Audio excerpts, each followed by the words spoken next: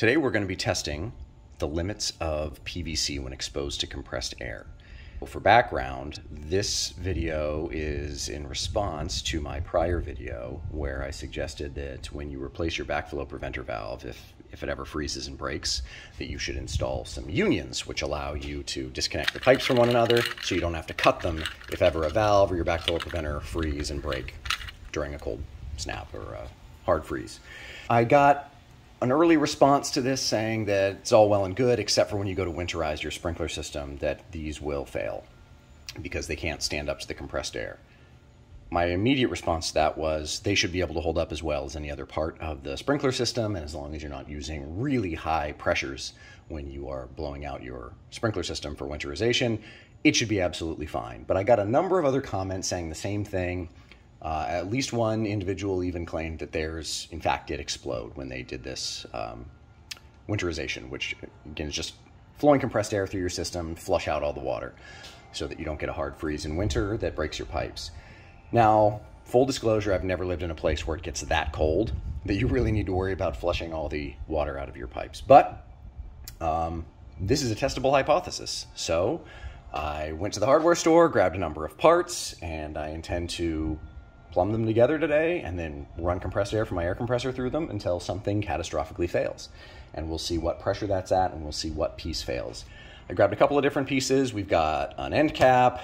Obviously we've got PVC, just regular straight pipe. We've got our union, a coupling, and a threaded coupling.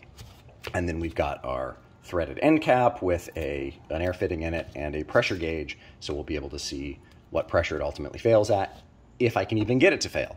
My air compressor only goes up to 120 psi, so we'll see if that's high enough to get it to work.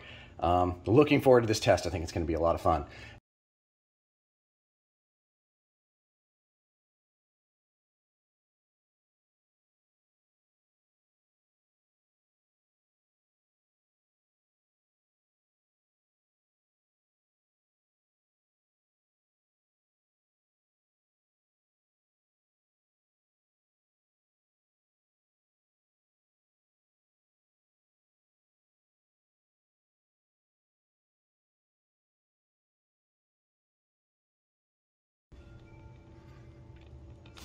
Boom.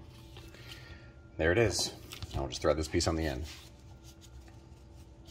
All right, let's get this last piece on, and this doesn't need to glue on. It's just threaded. This was just a threaded end cap that I screwed an air fitting into the end of. So this might be the point of failure because this is definitely homemade.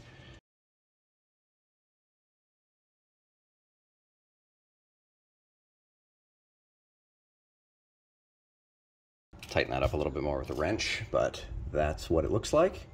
And now we put this pressure gauge on that I just bought, like that.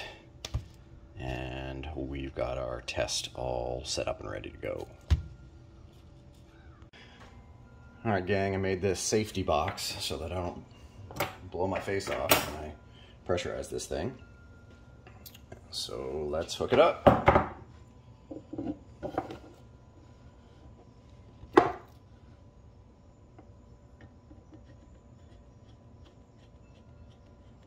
In fact, let's just take this off.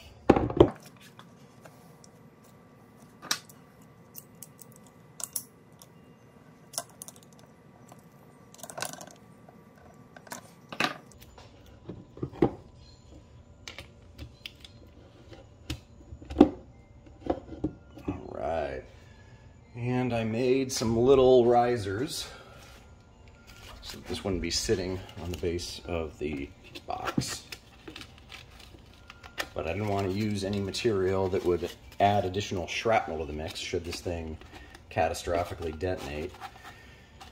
So we're just going with a little bit of PVC foam, some insulating foam, and there we go. All right, close it up.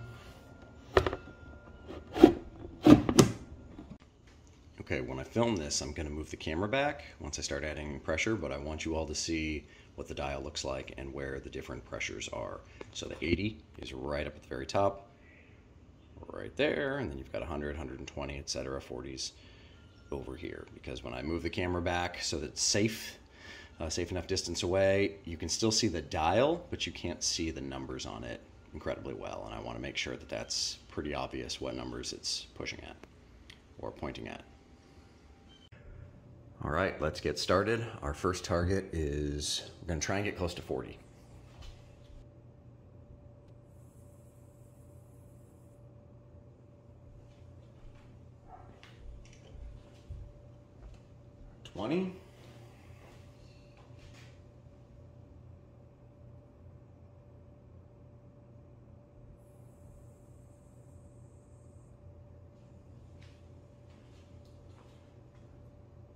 All right, that's 50, which is within the recommended guidance for blowouts or for winterizing your sprinkler system. Doesn't appear that it is fatal for a union to be attached to a system that has 40 psi of air pressure running through it. Let's keep going.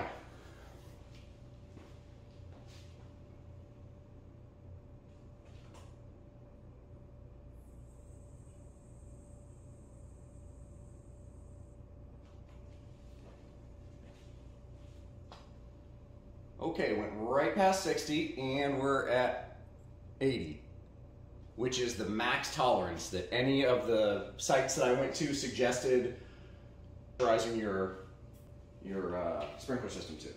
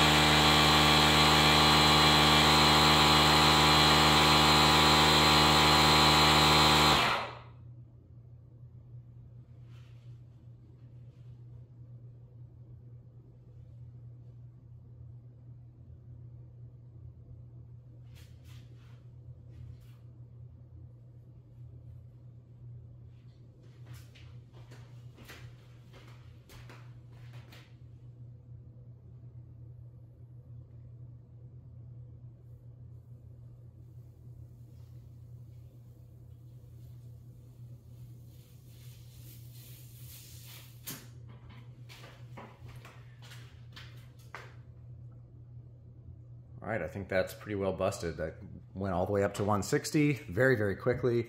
And this says it's, obviously this didn't explode. Right now it says it's still above 100. I don't know of another pump that can go up anywhere near 160 without me buying a pump that's only for this purpose.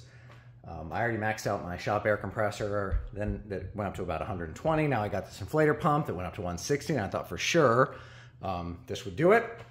Clearly it didn't, so myth definitively busted. You can use a union on your sprinkler system, blow it out with compressed air, and as long as you're not being incredibly reckless, using 200 psi or something of that nature, it looks like, at least from this test, that you should be in pretty good shape and that it'll withstand as well as any other part of the system. Thanks for watching.